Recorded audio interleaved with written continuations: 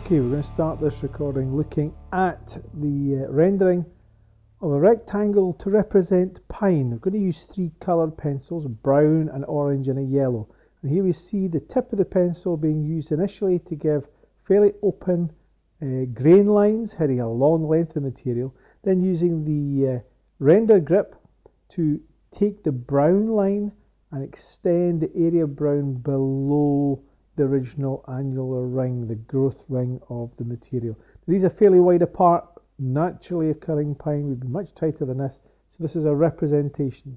To warm up the brown, we then take the same type of render grip and the orange pencil, and we extend over the existing brown area and extend a little bit further into the gap, if you like, between where the brown stopped and the next line would start. So this is warming up the original brown, giving it a slightly warmer appearance, and it's the second colour. Remembering the area that would normally have a piece of grain just off the rectangle we're working with, so it's a little bit at the top of that area as well.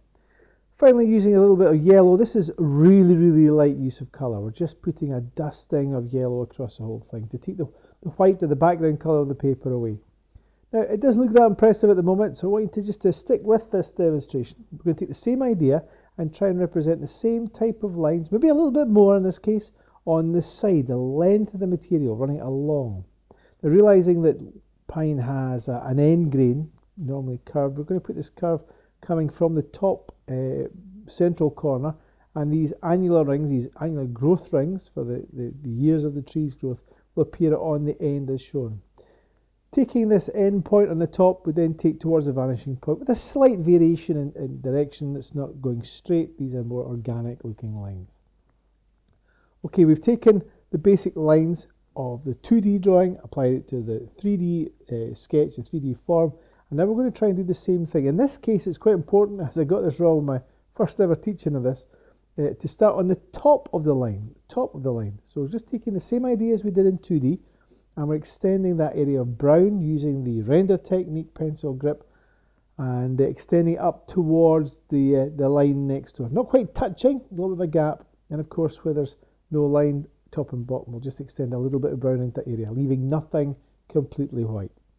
So that would be the side, if you like. Now it's much easier to turn the page and to try and get the end grain, those curved patterns, with the natural rotation of the wrist. So you can see this render stroke is a little bit more rounded. It's not quite as straight. In fact, it uses a little bit of that curve technique we tried to get rid of early on in some of our line drawing technique. We're using this rendering curve on the inside of the arc, and again extending it right the way out to the end, even when there's a little bit of a line there, or in this case where there's nothing left at the corner, just where a line would have been, but it's missing. And then we turn the page again, and probably the easier position to do this one, we have to take it on the underside of the line. So we're starting above the line on the side, then inside the arc on the end, and then on the lower or the central side of the top line. Again, it's just the side of the pencil. Light use of the pencil, pressure on the index finger is very light, and we can build this up. It's always easier to go from, that's the awkward position to do it from. Same idea now with the orange pencil. We can go back over and retouch these fairly easily. So everything done fairly light to start off with. So this is taking, as we did with the 2D drawing, taking the orange pencil and, if you like, warming up the brown that we put down initially. Again, turning the page makes life a little bit easier for this, so we can work on the end grain, the natural curve of the end of the material. And again, just taking the area we've already got in brown and extending a little bit further into that area of white between the lines.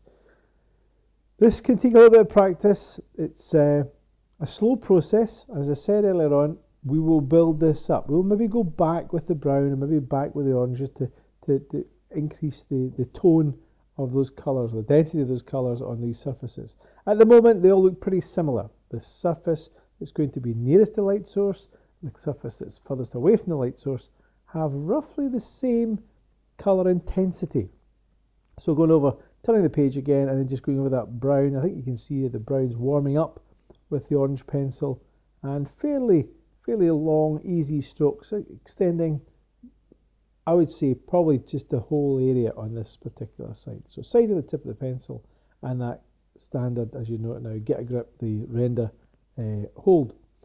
So having done the orange, the last one would be the yellow, and because this is just a hint of yellow, the direction isn't really that important in this case. So we can go over the first two vertical and horizontal surfaces, and if you need to turn the page a little bit to make it easier on that end grain again. So this is just a hint. Now the video at the moment maybe doesn't pick this up, but if you see the colour build up over the time spent rendering this particular view, you should see a difference between the original paper colour and the colour for this rendered three-dimensional object. Okay, you can see already, although I've inked in the actual construction lines, which would probably be better done in pencil, I'm now going to try and make the surfaces more easily defined. So to do that, we're going to use a mask, which is just a sheet of paper, and go back to the brown pencil again. I think I've maybe picked up the wrong brown. You can see a difference in the colour here, so maybe having just three colours. I'll maybe change this one in a minute, but we're wiping off the mask. That's the paper on the left hand side, the pencil's moving off, leaving a sharp edge where the mask covers the end of the wood. Now move on to that's better, the right colour brown pencil. This is going to go over the whole thing because the right hand of the three surfaces is the one that will be furthest from our light source. In all these sketches we're going to work through, the light source is assumed to come from the top right hand surface side of the page. I think you'll see a slight difference there, doing the same technique now from the back edge, wiping away from where that vanishing point might be, and the same pressure, using the same render technique, trying to build up a darker tone, a darker brown on that. Now already, as the mask moves off, you start to see a slight difference between that surface, the darkest of the three surfaces, compared with the other two. This is a technique you may have done, hopefully have done, in just straightforward three-dimensional objects without any wood grain on it. Except this time we're using the darker of the wood colours. That's the brown, from the brown, orange and yellow being used. This time this surface would be, if you like, lighter than the one on the right hand side, so there's no need to stop. Once you come off the mask, you can come from the mask right across the end grain and into the right hand surface. Because you're using less pressure on the pencil, using the render grip, you will not get any additional marks on the right hand surface. So just building up gradually. Remember, it's much easier to apply more pressure. It's very difficult to remove the density of colour once you put it down. This I might fast forward. It's simply just going around the edge of the object itself to give a greater definition. Remember, a lot of your rendering strokes may indeed have gone over the edge of the object you're rendering, and that's not too big a problem. If you define the edge more clearly, in this case with a felt tip pen or a fibre tip pen, we'll get a very clean edge to the three-dimensional object you're trying to sketch and render up without your eye being distracted by any overspill from the pencil work. We'll just fast forward this bit until we get through to the next rendering stage.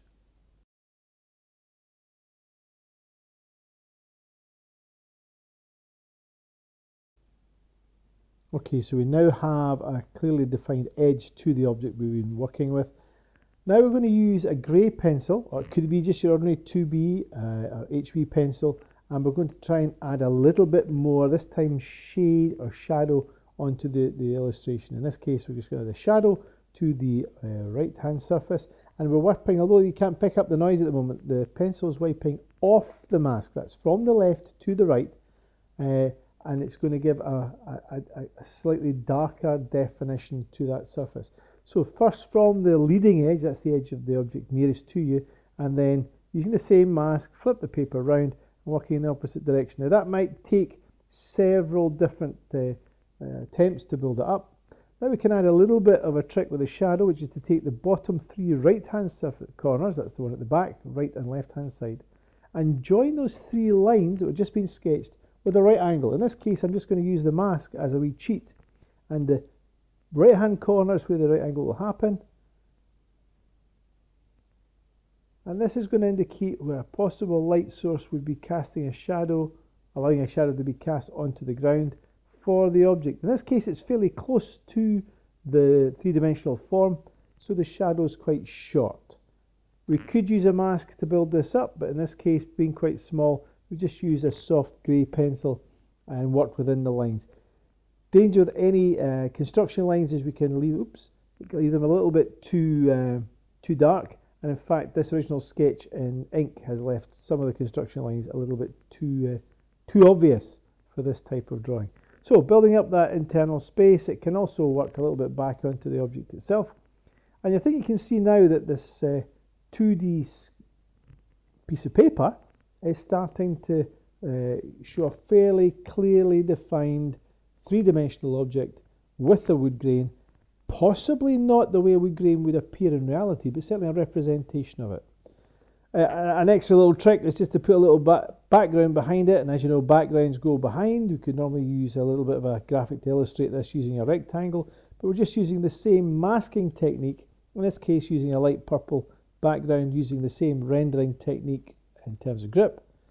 Masking the edge of the object, but keeping the strokes of the rendering technique. And we practice on the mask there to get the density of the colour right, the strokes always going in the same direction. So although we're changing the position of the mask, these strokes are working off. We practice on the mask, then off the object, off the mask towards. A little change in light there, so you may see a slight difference in the colour quality. Apologies for that. So this is working around the top. It gives it a little bit of, in this case, some sort of purple beard. So to finish it off, we'll do the same idea, but put the mask. You see how much has been left on the mask as I put it back down the paper. Parallel, so we have a rectangular type of background. Let me just hold that out of the way. Excuse the light for a minute. So again, so it's a parallel rectangular background. In this case, same pressure, same direction, but working back into that area. Working off the mask, just being careful, don't go too far and into the object.